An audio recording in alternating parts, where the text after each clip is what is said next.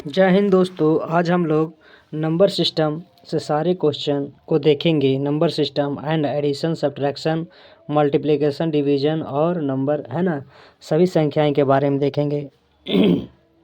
Basic level हम question, बहुत अच्छा क्वेश्चन रहेगा, ठीक है, जो कि एग्ज़ाम के लिए बहुत इंपॉर्टेंट है। देखिए शुरू से लास्ट तक आप बने रहेंगे, सारे क्वेश्चन इंपॉर्टेंट है। चलिए नंबर से स्टार्ट हम लोग करते हैं, है ना। सब क्वेश्चन नंबर से इंपॉर्टेंट है, बहुत इंपॉर्टेंट है। एग्जाम में पूछा नहीं बनता है ना, बहुत दिक्कत लगता है। अगर संख्याएं, नंबर्स है ना, संख्याएं कई प्रकार की होती है जिनका विवरण निम्न प्रकार के हम सभी डिटेल्स बारे में बताएंगे, सभी नंबर के बारे में। संख्याएं, नंबर्स, ठीक है।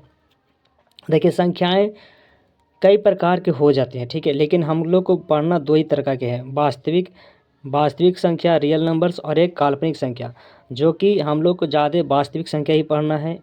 काल्पनिक नंबर है ना, इंटर 10th के बाद पढ़ना है, थोड़ा सा इसके बारे में इंटर में पढ़ना है। काल्पनिक नंबर में बारे में, ये रूट के अंदर माइनस में रहेगा, ये सब काल्पनिक संख्या है। बाकी सब वास्तविक रियल नंबर में आएगा, ठीक है।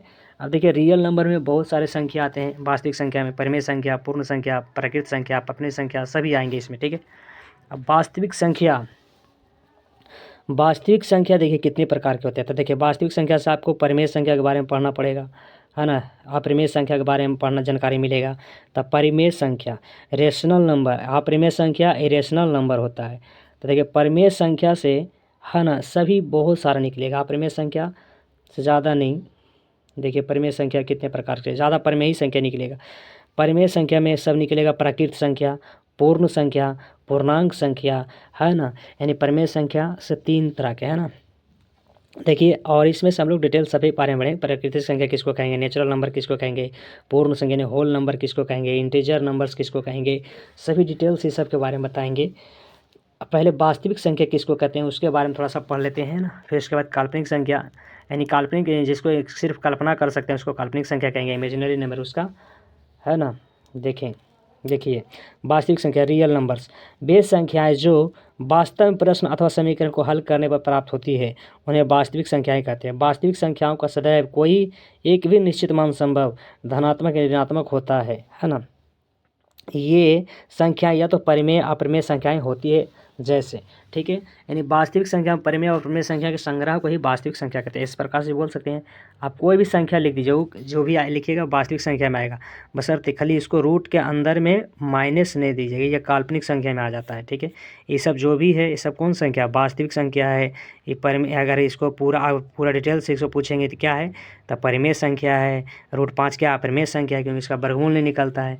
सभी हम लोग डिटेल सभी देखते हैं बारी बारी से। परिमेय संख्या, अपरिमेय संख्या किसको कहेंगे, पूर्ण संख्या, प्राकृत संख्या किसको कहेंगे, है ना। परिमेय संख्या, रेशनल नंबर, ऐसी संख्याएं जो परिमेय संख्या कही जाती है जिन्हें P/Q के रूप में दर्शाया जाता है, मतलब लिखा जा सकता है, ठीक है। P/Q के रूप में, जैसे 5/6 परिमेय संख्या है, ठीक है। -18/10 सब परिमेय संख्या P/Q के रूप में है। एक रूट में भी रहेगा, वो भी परिमेय संख्या, जैसे √16, इसका वर्गमूल निकलेगा, क्यों कैसे निकलेगा, तो 4 × 4, दो गो रूट के अंदर रहेगा तो एगो बाहर निकलेगा, तो यानी 4 बच गया। तो 4 परिमेय संख्या है कि नहीं, परिमेय संख्या क्या है, P/Q के रूप में से लिख सकते हैं, हाँ लिख सकते हैं। 4/1, कुछ नीचे में कुछ नहीं तो एक तो रहता है, तो परिमेय संख्या हो गया कि नहीं हो गया। नहीं, P/Q के रूप में लिख सकते हैं, उसको परिमेय संख्या कह सकते हैं, है ना। आप समझ में आ गया होगा परिमेय संख्या कैसे कहेंगे। जो परिमेय संख्या रूट से ही बाहर निकलता है लेकिन यही एक बात हो इसमें, ये रहेगा कि Q = not zero, Q zero नहीं होना चाहिए नीचे में, हर में, है ना। ऊपर अंश होता है, नीचे हर होता है, तो हर के Q नहीं होना चाहिए जीरो। वो जीरो है तो परिभाषित कर देगा, है ना, हल नहीं होगा कोई, ठीक है। नेक्स्ट, जैसे उदाहरण में देखिए, सब परिमेय संख्या का उदाहरण है। -9/4 परिमेय संख्या, P/Q के रूप में, जीरो भी परिमेय संख्या है, 3 सब को ही सब कौन से क्या परिमेय संख्या, खाली Q = नॉट जीरो, है ना। जैसे आप 8/0, ऐसे नहीं होना चाहिए, ये अनडिफाइंड हो जाएगा, ठीक है, इसे परिभाषित नहीं कर सकते। नेक्स्ट, अपरिमेय संख्या के बारे में हम लोग पढ़ेंगे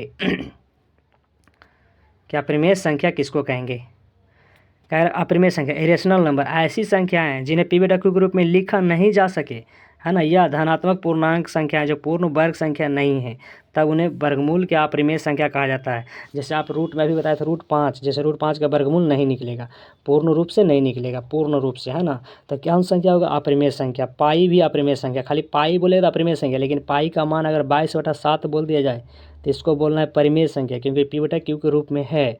लेकिन पाई बोलेगा तो अपरिमेय संख्या। जबकि इसी क्रम में 4 और 9 पूर्ण वर्ग संख्या है, क्योंकि 4 का पूर्ण वर्ग है ना, 4 का वर्गमूल रूट में करेंगे तो इसका वर्गमूल निकल जाएगा।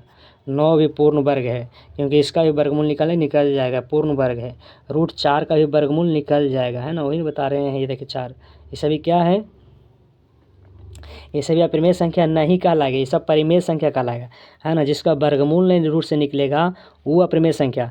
जैसे √4 का तो वर्गमूल निकल जाएगा 2, क्योंकि 2 × 2 होता है, तो √2 को 2 को मिल गया तो 1 निकल जाएगा। यही हम बोले √8 कौन संख्या है? तो रूट अपरिमेय संख्या। क्यों? इसमें 2 3 × 3 2 3 बार लिखना पड़ेगा गुना में, तो 2 को तो निकल जाएगा रूट से, लेकिन 1 निकलेगा, 1 2 नहीं निकलेगा, है ना। जैसे √8 के अगर करना है तो यह अपरिमेय संख्या √8 है। क्यों? क्योंकि 2 × 2 × 2 3 बार लिखेंगे, तो 2 को तो 1 निकल जाएगा, लेकिन 1 अंदर रहेगा, तो अपरिमेय संख्या हो जाएगा। ठीक है, परिमेय और अपरिमेय संख्या का गुणनफल अपरिमेय ही होता है।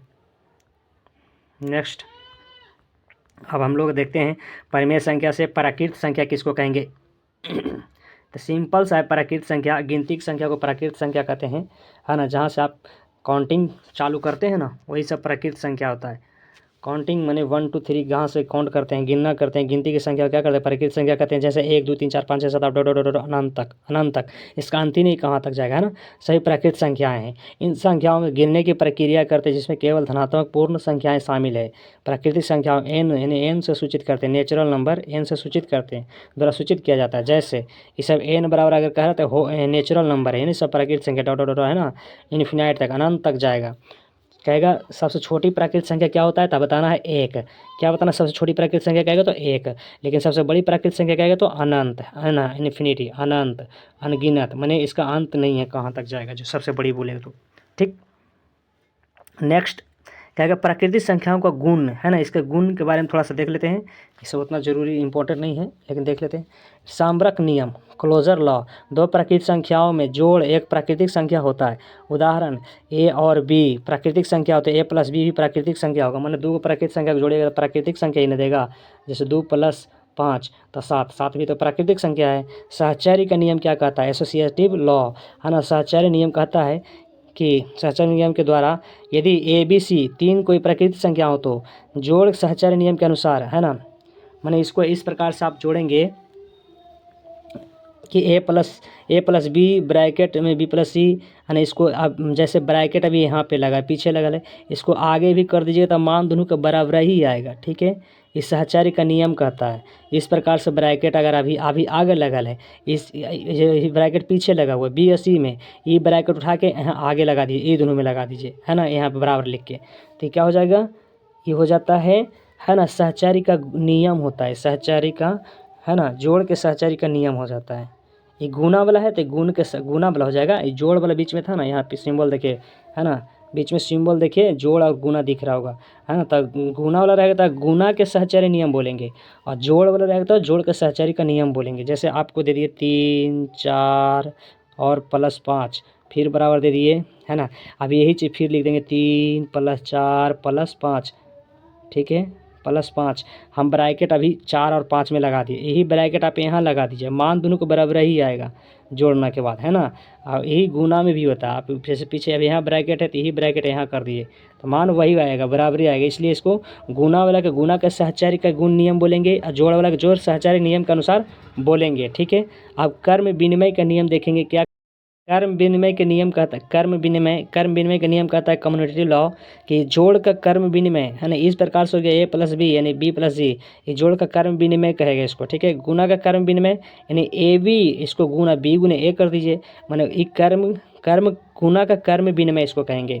ठीक है, जोड़ का कर्म विनिमय मैंने कर्म के अनुसार a + b हुआ था b + a, मैंने उलट दिए, AB को इसको कर दिए गुना में b, है ना, ये प्लस यहाँ गुना b, है ना, इस प्रकार से। अब हम लोग पूर्ण संख्या देख लिए, हम लोग गुना देख लिए, है ना, गुण देख लिए। अब देखिए प्राकृतिक संख्या का जो गुण था उसे देख लिया। अब हम लोग पूर्ण संख्या के बारे में पढ़ेंगे, होल नंबर्स, है ना। होल नंबर्स इंपॉर्टेंट है, देखिए शुरू से लास्ट तक बताएंगे। पूर्ण संख्या होल नंबर्स किसको कहेंगे? यदि प्राकृत संख्या में शून्य को सम्मिलित कर लिया जाए तो इन संख्याओं को पूर्ण संख्या कहते हैं। जैसे आप गिनती की संख्या के पहले शून्य लगा दीजिए, वो कौन सा संख्या हो जाएगा? पूर्ण संख्या, है ना। तो देखिए W बराबर यानी पूर्ण संख्या 0 1 2 3 4 डॉट डॉट डॉट अनंत तक, इनफिनाइट अनंत तक। क्या सबसे छोटी पूर्ण संख्या क्या होता था? 0 बताना है, ठीक है। सबसे छोटी पूर्ण संख्या 0। अच्छा, आपसे कहेगा क्वेश्चन, क्या सभी पूर्ण संख्याएं प्राकृत संख्या होती है? तब बोलना नहीं। काहे? क्योंकि सभी पूर्ण संख्या प्राकृत संख्या नहीं होते। 0 पूर्ण संख्या, ये प्राकृत संख्या है नहीं ना, इसलिए नहीं बोलना है। समझ में आ रहा है ना। नेक्स्ट कहेगा पूर्णांक संख्या, समझ में आ गया होगा। सबसे छोटी पूर्ण संख्या बोलेगा तो 0, अब बड़ी बोलेगा तो अनंत, है ना, इन्फिनिट यानी गिनत है, बड़ी पता नहीं कितना बड़ा। पूर्णांक संख्या इंटीजर नंबर्स, है ना। पूर्णांक संख्याओं के समूह में शून्य के साथ धनात्मक और ऋणात्मक दोनों तरह की पूर्ण संख्याएं शामिल होती है, जिसे जेड या आई द्वारा सूचित करते हैं, ठीक है। इंटीजर नंबर को आई से भी सूचित करते हैं और जेड से भी सूचित करते हैं पूर्णांक संख्या को, है ना।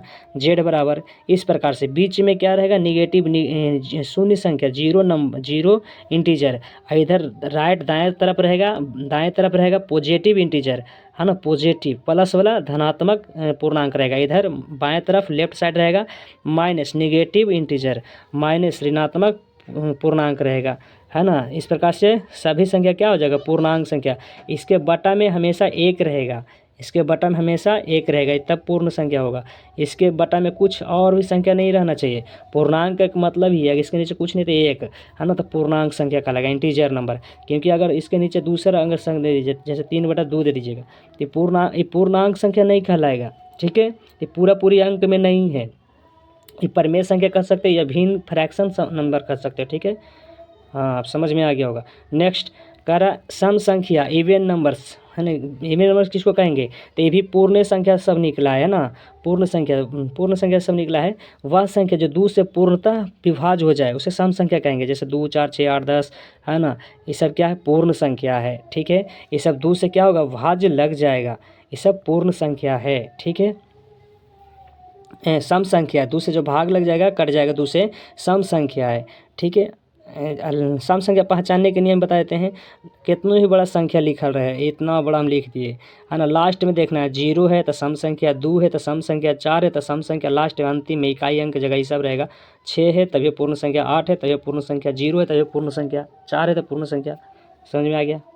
पहचान जाएंगे आप सम संख्या को। कौन सम संख्या को? लास्ट में 0 2 4 6 8 10 रहेगा तो सब पूर्ण संख्या रहेगा, ठीक। अब विषम संख्या जो है कि 2 से कटवे नहीं कहेगा पूरी अंक में, है ना। विषम संख्या ऑड नंबर्स जो 2 से पूर्णतः विभाजित नहीं हो पाती उन्हें विषम संख्या के रूप में जाना जाता है। जैसे 1 3 5 6 7 8 डॉट खाली स्थान अनंत तक। सबसे कहेगा सबसे छोटी विषम संख्या क्या होता है? बोलना 1, है ना। एक कभी कटवे नहीं गए। विषम संख्या और के बीच में कितने का अंतर होता है? तो 2 के अंतर होता है। सम संख्या के बीच भी कितने का अंतर होता है? 2 का अंतर, क्योंकि 2 और 4 सम संख्या है, दोनों के बीच कितने का अंतर? 2 के अंतर होता है ना, ठीक है। सम संख्या के बीच में देखिए 2 का अंतर है ना, 2 के अंतर सभी के बीच में रहेगा। सम संख्या 2 के अंतर है, 2 के अंतर है, 2 के अंतर है। कहेगा सबसे छोटी सम संख्या तो 2, सबसे बड़ी सम संख्या तो क्या बताना है? सबसे बड़ी संख्या अनंत, क्योंकि इसका अंत नहीं है, भी बहुत दूर तक जाएगा, है ना। ऐसे जैसे लेकर चल जाइए, कितना दूर जाना है लेके। नेक्स्ट हम लोग विषम संख्या सम संख्या देख लिए, है ना। आप देखिए थोड़ा संकेत भी देख लेते हैं इसमें, अभी और भी देखेंगे इतना पे, है ना। आवाज़ संख्या से आवाज़ संख्या भी देखेंगे, थोड़ा यहाँ सिंबल थोड़ा सा देखते हैं, उसके बाद हम लोग आगे बढ़ते हैं। सांकेतिक भाषा का प्रयोग, है ना, थोड़ा सा इसके देख लीजिए। ऐसे रहेगा जिसको क्या बोलेंगे? बड़ा, है ना। बाएं तरफ मुंह खुला हुआ रहेगा तो क्या बोलेंगे? बड़ा है, बड़ा का संकेत बता रहा है, देखिए बड़ा है ना, ये लिखल है। इधर दाएं तरफ के दायां हाथ की तरफ खुला रहेगा मुंह, इसको बोलेंगे छोटा। ऐसे रहेगा 2 गो, है ना, समानांतर के जैसे, इक्वल के जैसा, इसको क्या बोलेंगे? बराबर या समान। ऐसे फिर काट दिएगा इसको तो बराबर नहीं, समान नहीं है, बराबर नहीं है। ऐसे रहेगा ऐसे तो क्या बोलेंगे? निरपेक्ष मान। क्या बोलेंगे? निरपेक्ष मान, ठीक है। और एन से क्या सूचित करते हैं? नेचुरल नंबर, प्राकृतिक संख्या को, है ना। यानी ये प्राकृतिक संख्या का समुचित करता है। एन बराबर कि प्राकृतिक संख्या समुचित करता है। आई इंटीजर पूर्णांक संख्या का समुचित करता है, अभी बताए थे। क्यू परिमेय संख्या का समूह है, मैंने क्यू रहेगा तो परिमेय संख्या बताएगा। ऐसे रहेगा तो मैंने छोटा या बराबर, मुँह वही बताया, दाएं तरफ खुला रहेगा तो छोटा, इसको लिखा है तो बराबर, छोटा, इसको छोटा बराबर, छोटा या बराबर, ठीक है, दोनों हो सकता है, छोटा भी बराबर भी हो सकता है उसके। बस इसका मतलब क्या होगा कि इधर के मुंह खोला लेता, बाएं तरफ हाथ वाले, तब बड़ा या बराबर, बड़ा या बराबर बोलेंगे उसको। नेक्स्ट कहेगा कि आर जो है, आर से क्या सूचित करते हैं, रियल नंबर, वास्तविक संख्या का समूच बताता है। मैंने सभी संख्या अगर ऐसे रहेगा तो समझ आएगा कि आर बराबर कुल जितना भी नंबर लिखा रहेगा सब वास्तविक संख्या रियल नंबर का है। ठीक है, नेक्स्ट कहेगा इस प्रकार से ऐसे रहेगा तो इसको क्या बोलना है, समुच्च का एक सदस्य है, समुच्च का एक सदस्य है। ऐसे रहेगा तो समुच्च का सदस्य नहीं है, माने तो इसका सदस्य, तुम सदस्य नहीं हो, है ना, इस प्रकार से बोलना है। इसको क्या बोलना है, इस प्रकार से खाली नहीं है तो रिक्त समुच्च है ना, रिक्त समुच्च मतलब खाली है, रिक्त समुच्च मैंने खाली है। ठीक है, इस प्रकार से क्या बोलेंगे इसको, है ना, इसको बोलेंगे समुच्च का एक उपसमुच्च है, समुच्च का एक उपसमुच्च है। ठीक है, इसको बोलेंगे, है ना, एक उचित उपसमुच्च है, एक उचित उपसमुच्च है, उचित उपसमुच्च है। ठीक है, इस प्रकार से क्या बोलेंगे, है ना, इंडियन समुच्च का सम्मिलित है। ठीक है, समुच्चयों का सम्मिलित है ना, इसको क्या बोलेंगे, समुच्चयों का सर्वनिष्ठ बोलेंगे। ठीक है, इसको क्या बोलेंगे, कौन बोलेंगे, इसको ऐसे रहेगा, उसको क्या बोलेंगे, कौन बोलेंगे। ठीक है, क्या बोलेंगे, कौन। ये सब तो आपको पता है, सबको पता है। ठीक है, कौन बच्चे को पता है, त्रिभुज है, ट्रायंगल, इसको क्या बोलेंगे, समानांतर, पैरेलल, ऐसे भी रहेगा तो समानांतर भी बोलते हैं। ठीक है, ऐसे रहेंगे इसको क्या बोलेंगे, लंब बोलेंगे, है ना, किसी पर लंब खींचेंगे तो लंब बोलेंगे इसको। ठीक, अब हम लोग भाज्य संख्या के बारे में देखते हैं, बस थोड़ा सा आगे बीच में उसको देख लिए, है ना। भाज्य संख्या के बारे में देखिए, कंपोजिट नंबर, भाज्य संख्या, कंपोजिट नंबर क्या है, वे संख्याएं, वे प्राकृतिक संख्याएं जो एक और स्वयं के अलावा, है ना, किसी से ना कटे, नहीं भाज्य संख्या है ना, सॉरी, एक और स्वयं के अलावा कम से कम किसी और संख्या से भी विभाज्य हो जाए, मतलब दो या दो से अधिक संख्या से विभाज्य हो जाए, दो से अधिक कम से कम संख्या, तीन से कम स्टार्ट होना था, तीन संख्या से कम विभाज्य होना। भाज्य संख्या का मतलब है कोई भी अंक रहेगा, है ना, दो से अधिक नहीं, दो से अधिक विभाजित होना चाहिए। ठीक है, तब भाज्य संख्या कहलाएगा। जैसे आप 4 लीजिए तो 4 के गुणनखंड फैक्टर देखिए 3 गो निकलेगा, कैसे, कौन कौन, एक स्वयं का गुणनखंड होगा, 2 और 4, 3 गो होगा कि नहीं, 1 2 3, जिसका गुणनखंड फैक्टर 3 गो हो जाए वो भाज्य संख्या कहला जाएगा, कोई भी अंक का, है ना। जैसे अच्छा 3 का है, 3 गो फैक्टर नहीं है, ये 1 के अलावा 3 के अलावा किसी से नहीं कटने वाला है, या और इसका होगा कोई नहीं, तो ये भाज्य संख्या नहीं है, ये भाज्य संख्या नहीं है, ये भाज्य संख्या है। तो सबसे छोटी भाज्य संख्या 4, सबसे छोटी भाज्य संख्या क्या होगा, तो 4, सबसे छोटी भाज्य संख्या 4 होगा, है ना। सबसे एक क्वेश्चन और इसमें आता है, कहेगा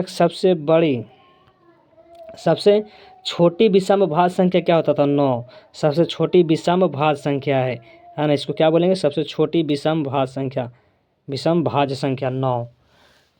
ठीक, अब अभाज्य संख्या में क्या, अभाज्य संख्या में आता है प्राइम नंबर्स, कहेगा वह प्राकृतिक संख्या जो स्वयं और एक के अलावा किसी और संख्या से विभाज्य ना हो उसे अभाज्य संख्या कहते हैं। ठीक है, इसी को सभाज्य संख्या भी बोलते हैं, अभाज्य संख्या, एक और अलावा, है ना, एक और स्वयं के अलावा किसी से ना कटना चाहिए, वो अभाज्य संख्या।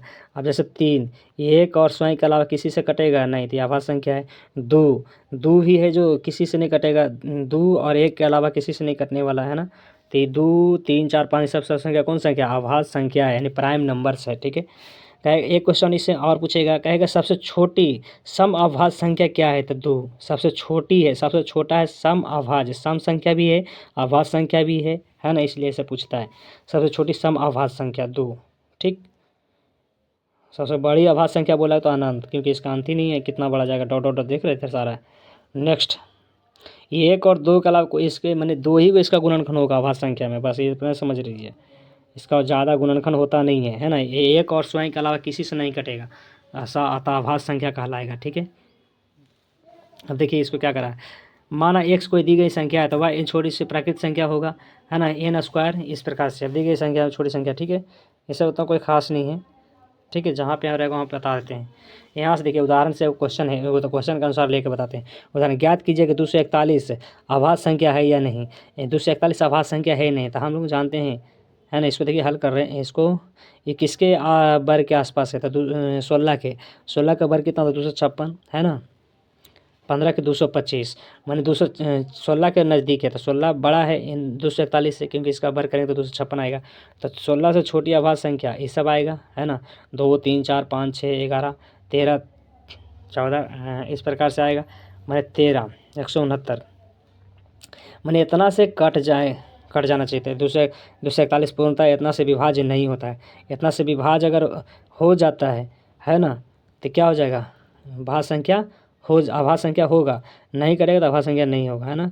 तो इतना से विभाज्य नहीं है, 241 एक अभाज्य संख्या है, माने नहीं कट रहा है तो क्या है, अभाज्य संख्या है। इस सबसे विभाज्य नहीं हो रहा है ना, तो विभाज्य नहीं हो रहा था, अभाज्य संख्या है।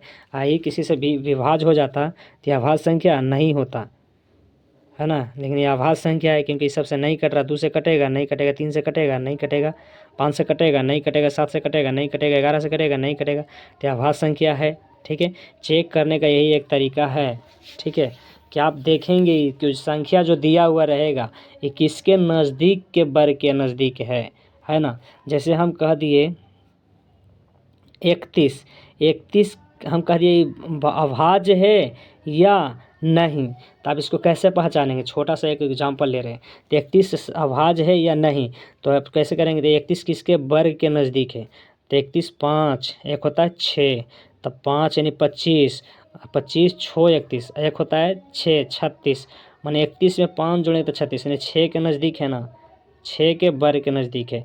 इससे माने 6 वाला स्क्वायर बड़ा है 31 से, तो इसको 6 के पहले का देख लीजिए कि 6 के पहले तक में कौन कौन अभाज्य संख्या आता था। देखिए अभाज्य संख्या 2 आएगा, 3 आएगा, 5 आएगा और आएगा फिर तो 7 6 से तो बड़ा हो जाए। इतनी तीनों से चेक करना है कि तीनों से कट जाता है तो अभाज्य संख्या नहीं है। अगर नहीं कटता है तो अभाज्य संख्या है ना। तो 2 से कटता है नहीं कटता है तो अभाज्य संख्या है। 3 से कटता है नहीं कटता है, 5 से कटता है नहीं कटता है, तो 31 कौन संख्या, अभाज्य संख्या है ना। आप समझ में आ गया होगा, पहचान जाएंगे कि 31 कौन संख्या, अभाज्य संख्या, इस प्रकार से पहचानेंगे, है ना। चलिए नेक्स्ट टॉपिक देखते हैं, इसमें नेक्स्ट देखते हैं मतलब, है ना, क्या है इसमें आगे। चलिए यहाँ से भी एक एग्जांपल और समझना है, तो यहाँ और समझिए।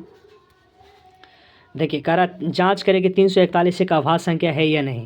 तो अभाज्य संख्या वही देखना है कि 341 जो है किसके वर्ग के नज़दीक है। तो 19 के वर्गमूल कितना होता है, 361 होता है, 361 और 20 के 400, तो 361 इसी के नज़दीक है। 19 वाला के वर्ग है ना, इसका वर्ग करेंगे 361। तो इसके पहले अभाज्य संख्या कौन कौन आएगा, तो 2 आएगा, 3 आएगा, 5 आएगा, 7 आएगा, 11 आएगा, 13 आएगा, 17 आएगा। 17 के बाद तो 19 पार कर जाएगा ना। तो इतना ही से चेक करना, अगर इतना से कट जाता है संख्या तो यह अभाज्य संख्या नहीं है।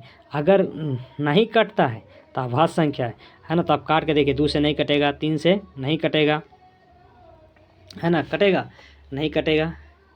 19 से छोटी अभाज्य संख्या, यही सब 19 से छोटी अभाज्य संख्या है ना, तो कटेगा। 5 से कटेगा, 7 से कटेगा नहीं कटेगा, तो नहीं कटेगा तो कौन संख्या, अभाज्य संख्या है ना, पूर्णतः विभाज्य है ना। 11 से पूर्णतः विभाज्य है, हाँ 11 से पूर्णतः विभाज्य है, 41 एक अभाज्य संख्या है।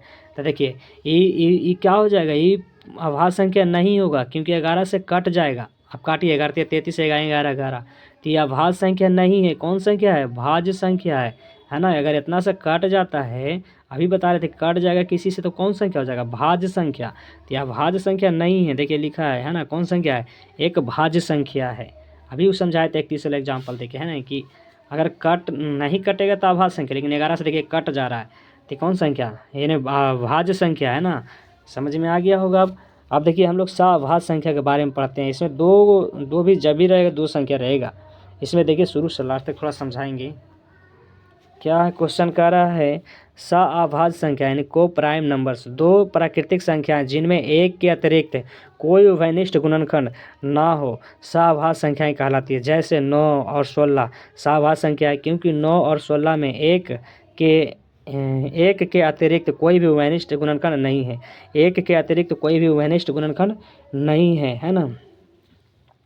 स्थानीय माने 2 संख्या रहेगा, जैसे 9 और 16 भी बता रहे, 9 और 16 में दोनों कोई उभयनिष्ठ गुणनखंड है, कोई भी चीज़ कॉमन है नहीं है। जैसे 9 और 16 के HCF निकालेंगे, मासा निकालेंगे, तो एक के ना आएगा, दोनों में जो कुछ कॉमन नहीं है तो एक है।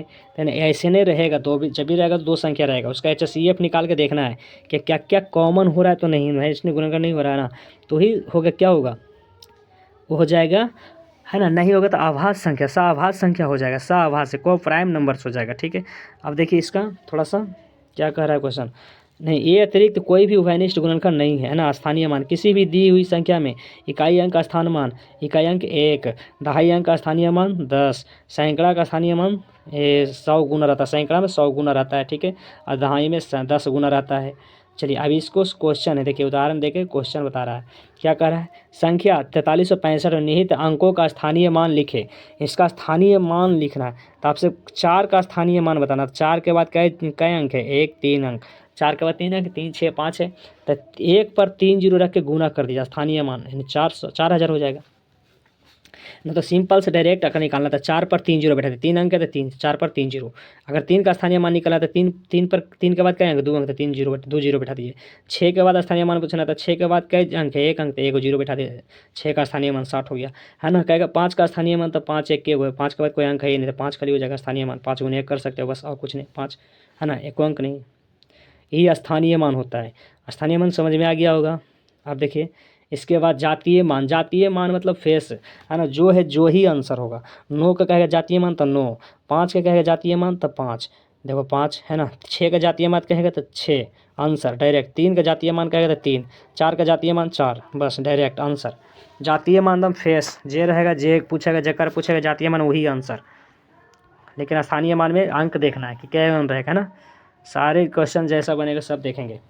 किसी संख्या से विभक्त होने के नियम, एकदम सिंपल से, 2 से विभक्त होने वाला हम बताएं, पिछले शुरू बार में ही बता दिए कि 2 से कटने के लास्ट में 2 रहेगा, 4 रहेगा, 6 रहेगा, 8 रहेगा, 0 रहेगा, है ना। 0 रहे लास्ट अंतिम इकाई अंक के जगह तो समझो 2 से कटेगा। ये सब अगर नहीं है अंतिम इकाई अंक के जगह तो समझो 2 से विभाज्य होगा ही नहीं, बस सिंपल सा है ना।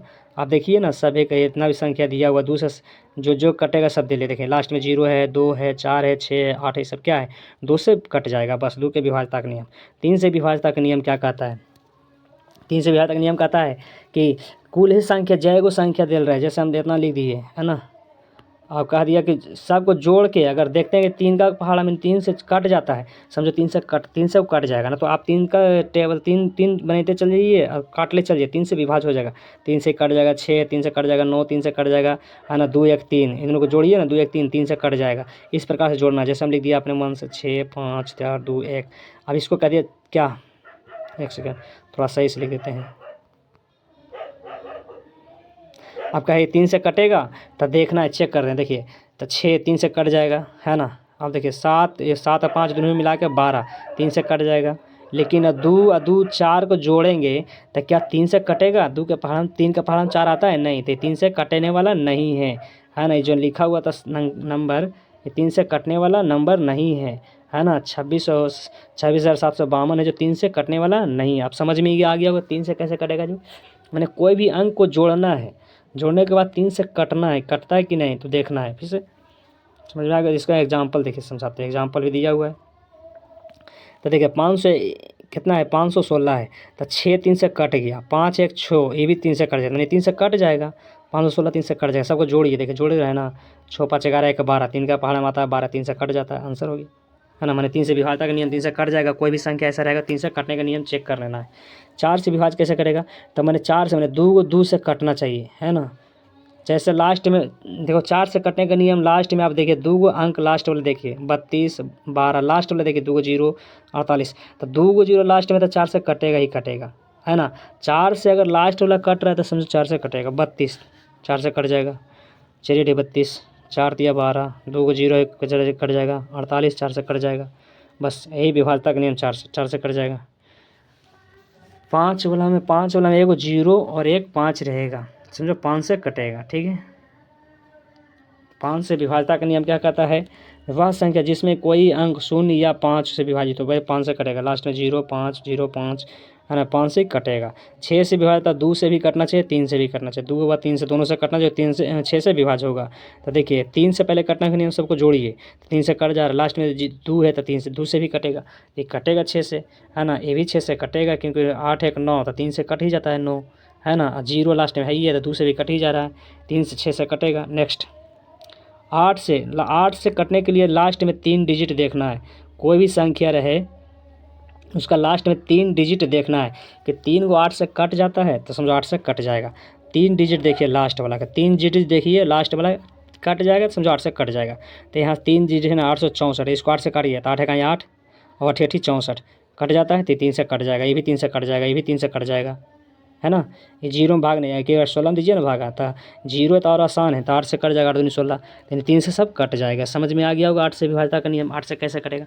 और 9 से भी सिंपल है, 9 जहाँ मिले उसको हटाते जाइए, 9 से कट जाएगा, ठीक है। 9 से देखिए 9 मिल गया, 9 से कट जाएगा, हटाइए, ये 4 3 7 2 9, इस सबको जोड़िए, 9 ये भी 9 आ रहा है, ये भी 9 से कट जाएगा। 9 के विभाज्यता का नियम सबको जोड़िए, 9 से कट रहा है तो 9 से कटेगा बस। 11 से कटने के लिए अल्टरनेट जोड़ना पड़ता है ना। 11 के अंतर या अल्टरनेट जोड़ने के बाद घटाएं तो 0 आ जाए, समझो 11 से कटेगा। जैसा अल्टरनेट मतलब कहने का मतलब 9 गुने 9 प्लस 9 जोड़िए 18, 18 8, 18 8 कितना हो जाता है, 18 8 26, ठीक। अभी अल्टरनेटिव इसको जोड़िए, 0 में 1 जोड़ेंगे 1 3 1 4, यार हमें घटाना है, ठीक है। तो घटाएंगे तो अंतर कितना आएगा 22, तो 11 का मल्टीपल है कि नहीं, तो 11 का मल्टीपल है तो 11 से कट जाएगा। इस प्रकार से समझना है इसको, ठीक है। अल्टरनेट जोड़ना है माने 11 से ही कट जाएगा, 22 से जो 11 से कट जाएगा, इसी प्रकार से करना है। या 0 भी आ जाएगा तब भी 11 से कटेगा अल्टरनेट जोड़ने के बाद, ठीक। भाग संक्रियता, चलिए इसको भी देख लेते हैं। भाग क्या कहता है, भाग संक्रियता डिवीजन ऑपरेशन है ना, इसको भी ऑपरेशन करते हैं। करा है भाज डिवाइडेंट, भाजक को डिवाइजर बोलते हैं, भागफल को क्वाइस्टेंस्ट बोलते हैं, है ना, क्वाइस्टेंस्ट बोलते हैं, तथा शेषफल को रिमाइंडर बोलते हैं, है ना। इस प्रकार से होता है, भाज्य बराबर होता है भाजक गुने भागफल प्लस शेष रिमाइंडर, ठीक है। यानी ए बराबर होता है बी क्यू प्लस आर, ठीक है। यहाँ पे देखिए लिखा हुआ है ए बराबर बी क्यू प्लस आर, यानी भाज्य बराबर होता है भाजक गुने भागफल प्लस शेष, ठीक है। इस प्रकार से बीच में रहता है भाजक, ठीक है, इधर रहता है भाजक, इधर रहता है भागफल, इधर जो नीचे में आता है शेषफल, जिसको रिमाइंडर हम लोग बोलते हैं, क्वेश्चन है ना। डिवाइजर को भाजक बोलते हैं, डिविडेंट मैंने भाज होता है डिविडेंट, है ना। और क्वेश्चन को क्या बोलते हैं, भागफल, ठीक। चलिए देखिए एक नियम इसमें और होता है, ये भी कभी कभी ऑब्जेक्टिव में पूछ देता है कि जीरो से छोटा या बराबर आर होगा, आर छोटा होगा 20 से, है ना।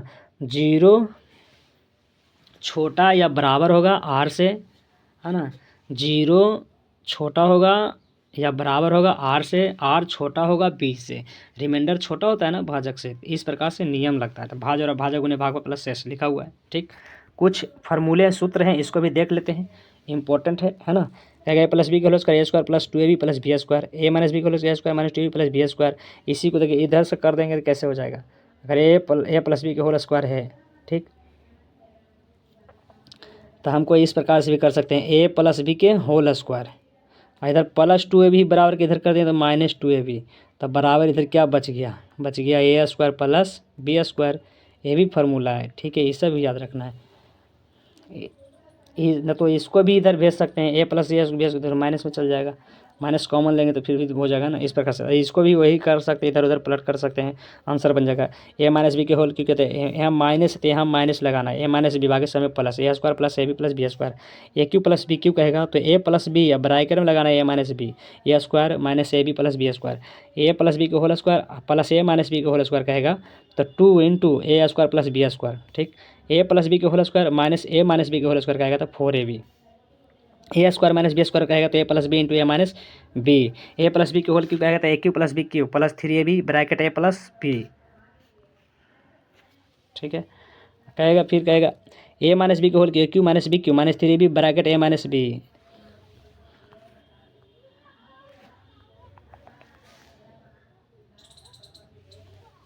चलिए यहाँ से क्वेश्चन है, इधर देख लिए ना हम लोग, हाँ 3 से विभाज्यता नियम देख लिए। चलिए क्वेश्चन है, क्वेश्चन को देखते हैं उदाहरण में।